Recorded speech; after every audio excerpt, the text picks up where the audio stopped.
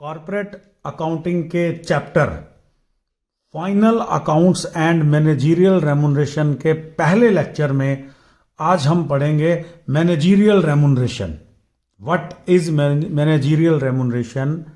Managerial remuneration वो होती है जो हमारी कंपनी के जितने भी मैनेजमेंट का स्टाफ है, जिसमें managing director, whole time director, part time director, manager, ये सब आते हैं।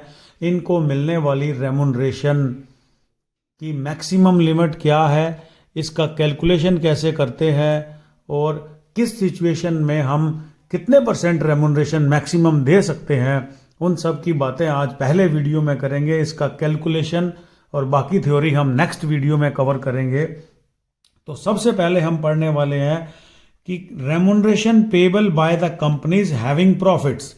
हम उन कंपनीज की बात करने जा रहे हैं जिनको पर्याप्त मात्रा में प्रॉफिट्स हो रहे हैं, वो कितनी रेमुनरेशन दे सकते हैं।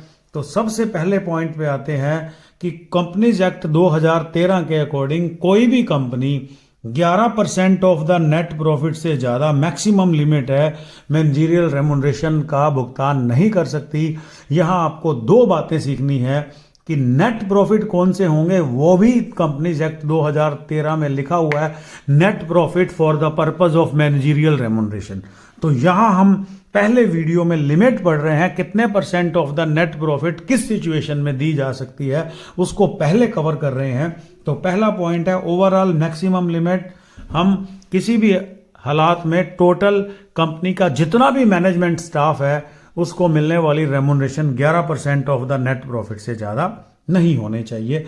अगली सिचुएशन है if there is one whole time director, एक ही है होल टाइम डायरेक्टर या मैनेजिंग डायरेक्टर या मैनेजर, एक ही आदमी है, तो उसको देनी है 5% ऑफ द नेट प्रॉफिट से ज्यादा मैक्सिमम। ऊपर वर्ड का इस्तेमाल किया गया है।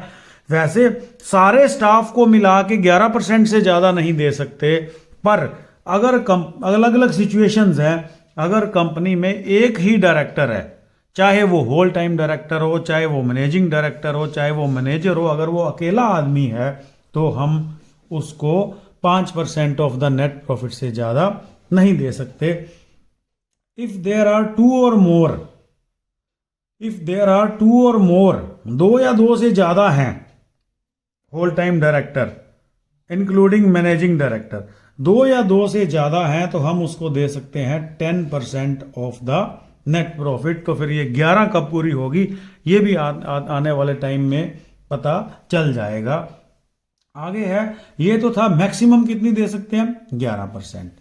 Whole time director, managing director या मैनेजर अगर अकेला है तो 5% देनी है, दो या दो से ज्यादा है तो 10% दे सकते हैं। आगे है remuneration payable to part time director.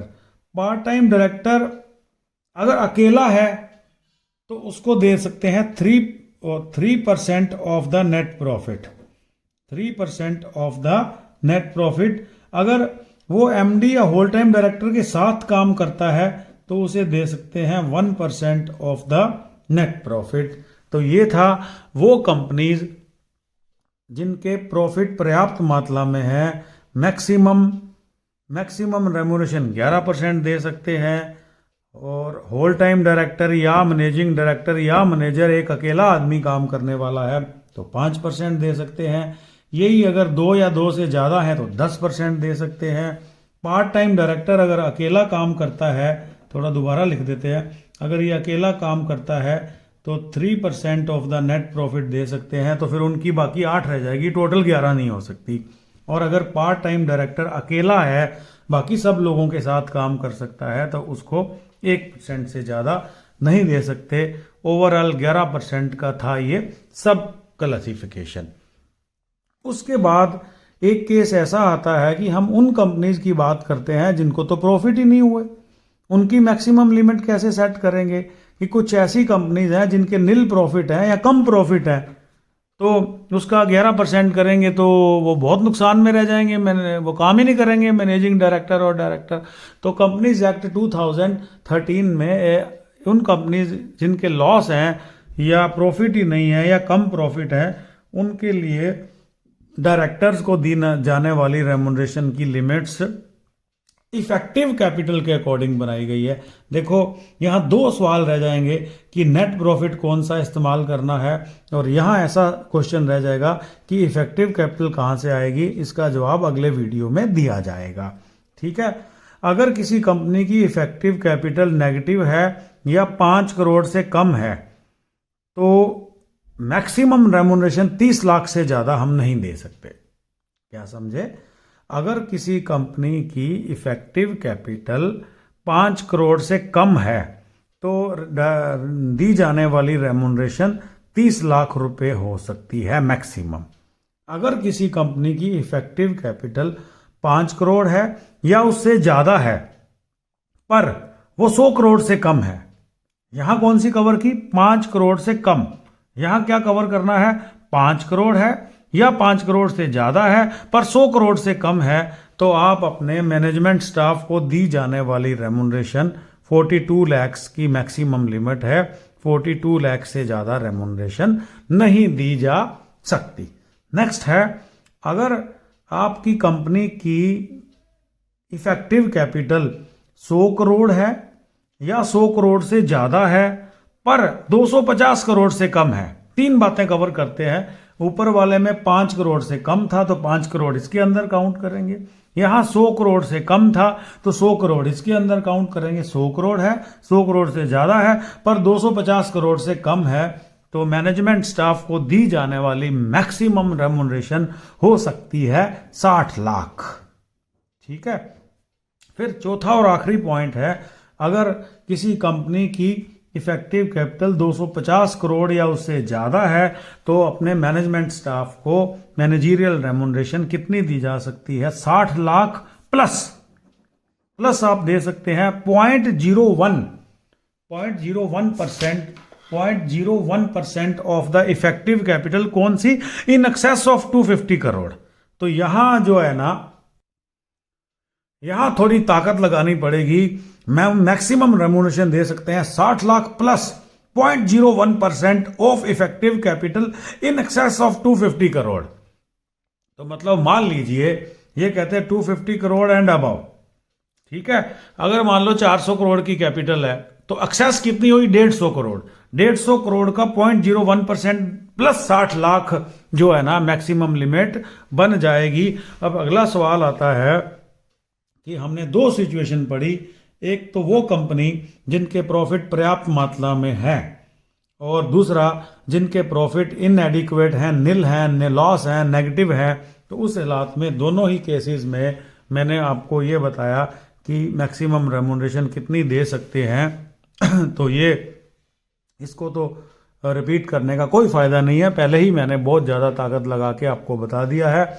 अब आने वाले वीडियो में मैं आप लोगों को बताऊंगा कि how to calculate the net profit for the managerial remuneration.